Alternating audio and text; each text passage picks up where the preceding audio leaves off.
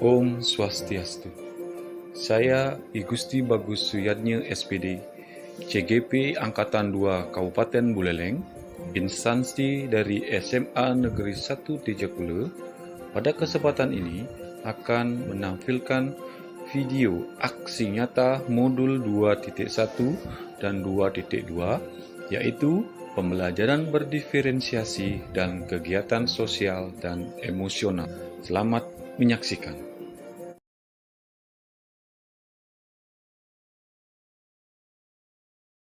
Mengaturkan panganjali umat. Om Swastiastu. Om Swastiastu.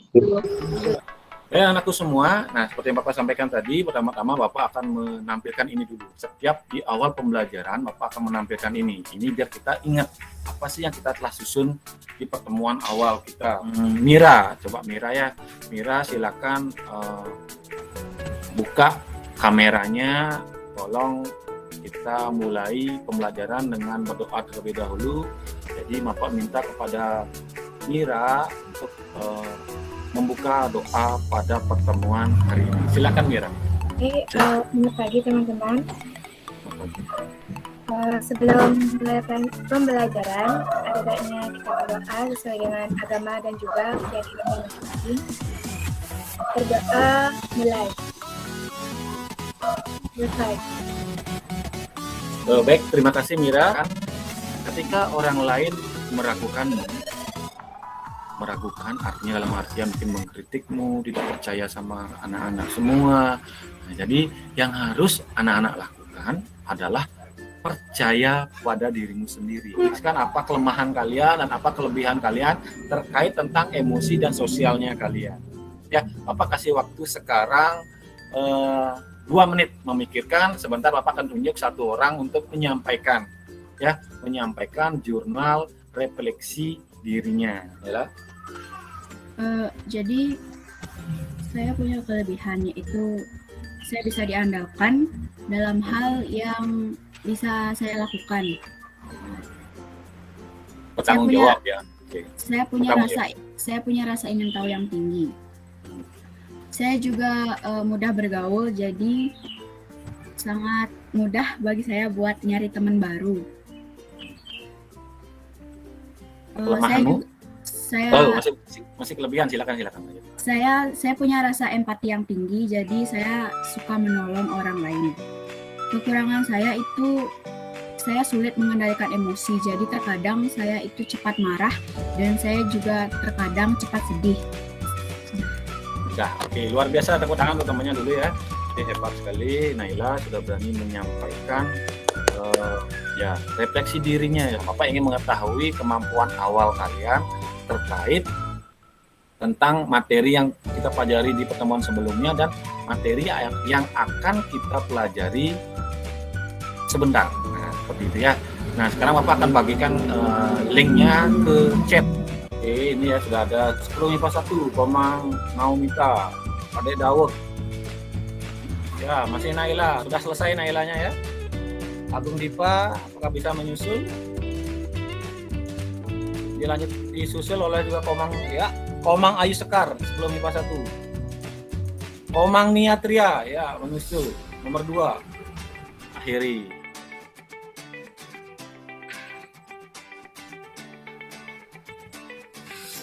Oke, ini peringkat 3 terbaik ya untuk kuis hari ini.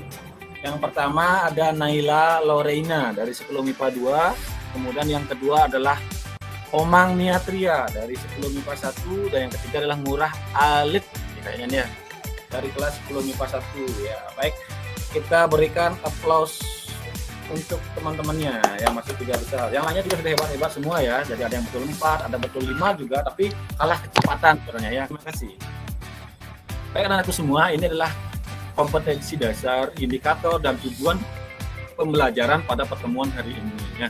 Tujuan pembelajaran pada hari ini adalah setelah kita melakukan teknik ceramah, kemudian juga tanya jawab, diskusi sebentar, diharapkan anak-anak mampu menjelaskan tahapan-tahapan pembuatan video dengan tepat dan baik. Itu yang pertama. Yang kedua, diharapkan juga setelah kita berdiskusi dan tanya jawab, anak-anak mampu membuat ide pokok pembuatan video dengan kreatif dan baik. Nah itu ini Apa sih? komik pembelajaran presentasi video kelas 10 oleh Bapak ya. Nah seperti ini. Mudah-mudahan bisa terbaca walaupun kecil ini ya, Bapak besarkan mungkin sedikit. Nah seperti ini ya. Jadi nah, di sini dikatakan ini Bapak buat ini namanya adalah Made ya. Habis itu mengapa sih kita belajar membuat video? Bapak menjawab, karena dengan bantuan video pendengar lebih gampang mengerti apa yang kita bahas. Pak, video itu ada berapa jenis sih Pak? Bapak, nah video ada 5 jenis Putri. Baik, Bapak akan jelaskan sekarang. Nah ini Bapak langsung jelaskan di sini saja ya. Jenis-jenis video itu ada 5 anak semua. Ada video berita, ada cerita, ada dokumenter, ada pembelajaran dan ada presentasi dan aplikasi. Seperti itu ya. Pak, saya mau buat vlog, boleh Pak, biar dapat uang kalau banyak yang nonton dan subscribe channel video saya. Kalau saya mau buat video iklan jajan tradisional buatan ibu saya, biar tambah laris. Nah, jadi Bapak jawab, silakan anak-anakku, buatlah video sesuai selera dan yang bermanfaat. Buatlah video dengan happy, sehingga hasilnya maksimal. Nah, seperti itu. Tahapan pembuatan video itu pada umumnya ada 3 anak-anakku semua. Ada tahapan pra-produksi atau tahapan perencanaan. Ya, yang kedua ada tahapan produksi, yaitu tahapan pengambilan gambar. Tahapan produksi.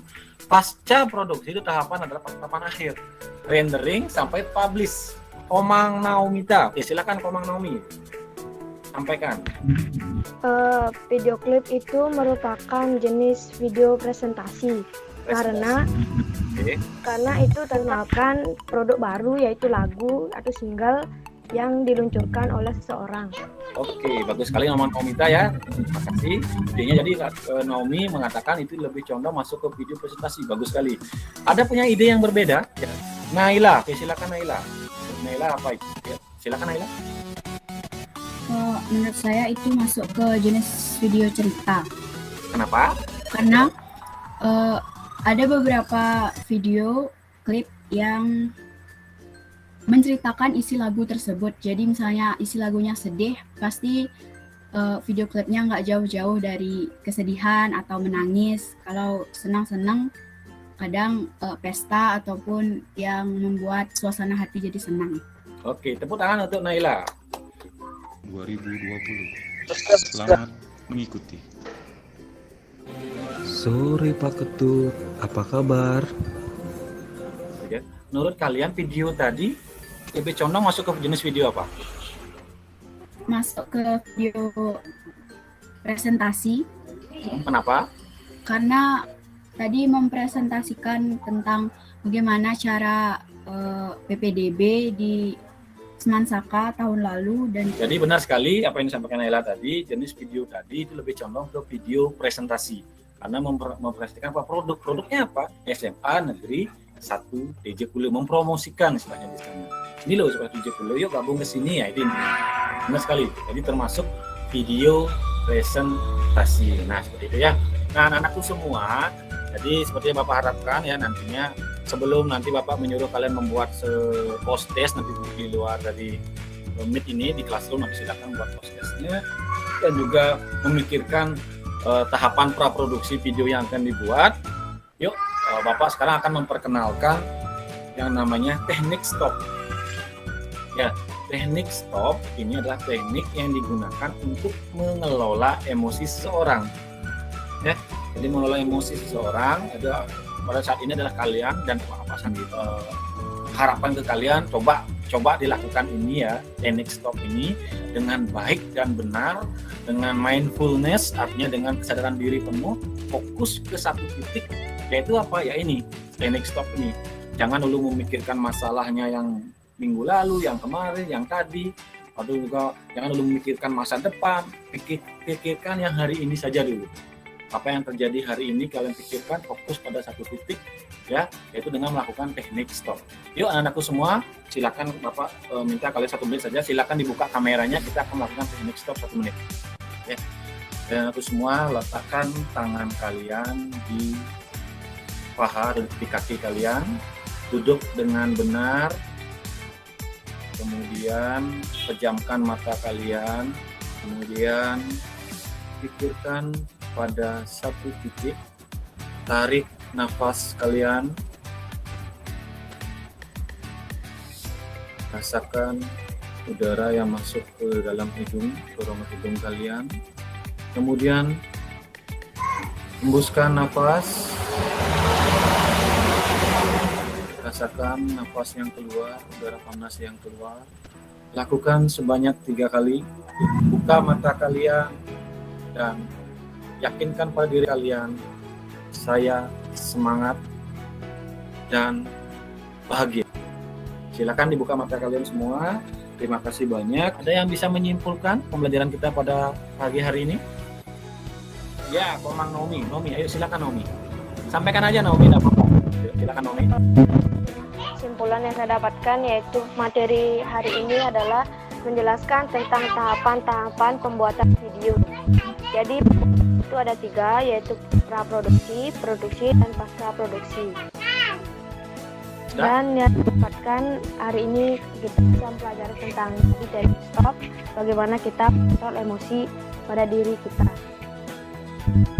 Ya, terima kasih banyak Naomi, tepuk tangan untuk Naomi dulu. Terima kasih banyak, luar biasa Naomi sudah mengungkapkan pendapatnya dengan baik ya, dan tugas istilahnya ya luar biasa. Terus dikembangkan. Yang lainnya, yuk latih diri, percaya diri, ya. Kemudian kenali potensinya masing-masing. Saya kekuatannya di sini, kelemahannya di sini, kelemahan saya harus kuat, yang kuat harus dikuatkan lagi, gitu ya. Baik anak-anakku semua, untuk pertemuan hari ini cukup sekian dulu. Di pertemuan berikutnya kita akan lanjutkan dengan menggunakan LMS Google Classroom. Nanti Bapak akan kirimkan video ya, video pembelajaran, jadi dan juga modul nantinya. Silakan dipelajari terkait tentang tahapan produksi. Memberikan tugas kepada kalian, nanti minggu depan disampaikan ya. Kalian membuat praproduksinya. Kalian buat dalam bentuk video boleh juga, kalian buat dalam bentuk poster boleh juga, kalian mau buat tentang artikelnya boleh juga, kalian ketik langsung buat semacam artikel boleh. Kalian mau dengan rekaman suara boleh. Pembelajaran berdiferensiasi. Bapak akan belajar sekarang bagaimana bisa mengakomodir semua potensi kalian. Baik anak-anakku semua, kita sesuaikan dengan kesempatan kelas tadi, di awal dan di akhir kita akan berdoa. Nah, tadi sudah dibuka oleh Mira ya. Sekarang Bapak minta kepada Baby, silakan Baby. Pimpin doanya, kita cukupkan pertemuan kita pada siang hari ini. Silakan Baby dipimpin. Sebelum kita menyelesaikan pelajaran hari ini, mari kita berdoa. Berdoa mulai. Baik, terima kasih anak-anakku semua. Sebentar kalian bisa live dari video ini, Meet ini. Kalian fokus lagi ke Google Classroom-nya ya. Yang belum absen silakan absen. Yang ingin menjawab post testnya jawab sekarang boleh, besok boleh, Senin boleh. Bapak tunggu 1 minggu ya untuk post testnya. Kita Bapak akan kirimkan link post testnya dalam bentuk form. Baik, terima kasih banyak anakku semua, luar biasa pertemuan hari ini sudah diikuti dengan baik dan sangat antusias ya. Bapak mohon maaf apabila ada kesalahan-kesalahan kata. Bapak tutup dengan para mesanti, Om Santi, Santi, Santi Om. Wassalamualaikum warahmatullahi wabarakatuh. Salam sejahtera untuk kita semua, salam nama budaya. Terima kasih, silakan di live.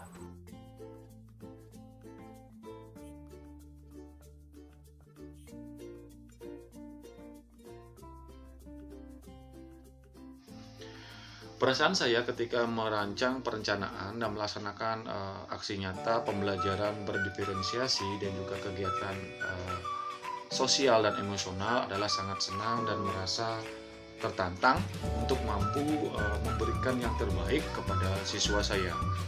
Saya merasa tertantang sebagai seorang guru itu terus menggali kompetensi yang kita miliki dan juga berusaha semaksimal mungkin untuk menjalankan peran yang baik sebagai seorang guru. Nah, dalam hal ini kita sebagai seorang guru berupaya memasukkan unsur-unsur pembelajaran berdiferensiasi dan juga kegiatan sosial dan emosional. Pembelajaran berdiferensiasi akan pembelajaran yang memperhatikan kebutuhan siswa yang meliputi kesiapan siswa, minat dan juga gaya belajarnya. Dan saya pribadi hal ini merupakan hal yang baru, jadi saya sangat tertantang untuk mampu memasukkan dan juga mengimplementasikan pembelajaran berdiferensiasi ini. Begitu juga saya tertantang untuk memasukkan teknik kegiatan sosial dan emosional yang tepat ya untuk siswa saya, yang diharapkan mampu membantu saya selaku guru dan juga utamanya kepada siswa untuk memberikan hal-hal yang positif sehingga nanti bermuara ke pembelajaran yang lebih menyenangkan. Dan saya merasa senang dalam kegiatan ini karena mampu menciptakan pembelajaran yang menyenangkan bagi siswa, karena di sana pembelajarannya itu berupaya untuk memenuhi kebutuhan siswa. Itu dilihat dari kodrat alam ataupun potensi dan juga kodrat zamannya.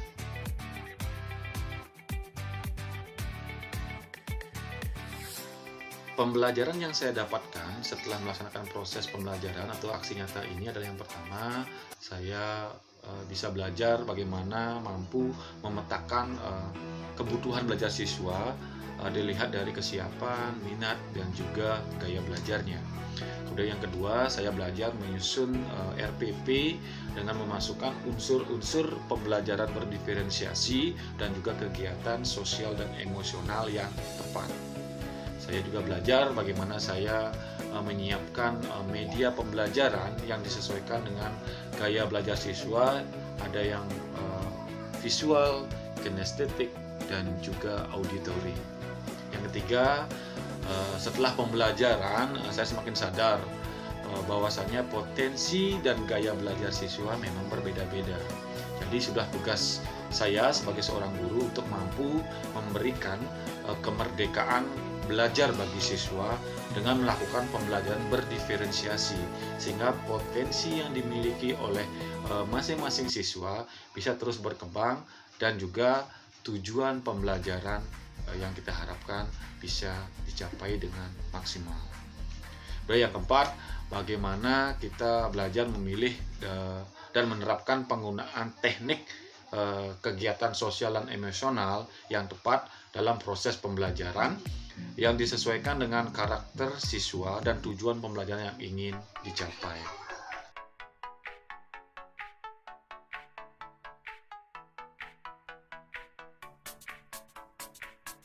Dengan pembelajaran berdiferensiasi dan teknik KSE ini, maka diharapkan seorang guru mampu melayani kebutuhan belajar siswa dengan baik. Hal ini sangat relevan dengan pemikiran Ki Hajar Dewantara, yaitu tugas guru adalah menuntun potensi siswa yang disesuaikan dengan kodrat alam atau potensi dan zamannya masing-masing. Pembelajaran berdiferensiasi dan teknik KSE sangat baik diterapkan dalam pembelajaran, dan itu sudah terbukti saat saya melakukan aksi nyata ini. Walaupun masih ada beberapa kendala yang perlu diperbaiki, seperti bagaimana saya mampu nantinya meningkatkan motivasi dan juga keaktifan siswa saat proses pembelajaran. Oleh karena itu, saya kedepannya akan terus konsisten dan secara berkelanjutan akan menerapkan pembelajaran berdiferensiasi dengan teknik KSE ini dengan lebih memperhatikan kebutuhan belajar siswa dan tingkat emosional anak itu sendiri. Harapan saya dan kita bersama-sama, semoga kegiatan pembelajaran berdiferensiasi dan teknik KSE ini mampu menciptakan merdeka belajar bagi siswa dan akhirnya akan menciptakan siswa-siswa yang memiliki karakter profil pelajar Pancasila. Terima kasih, mohon maaf apabila ada kekurangan.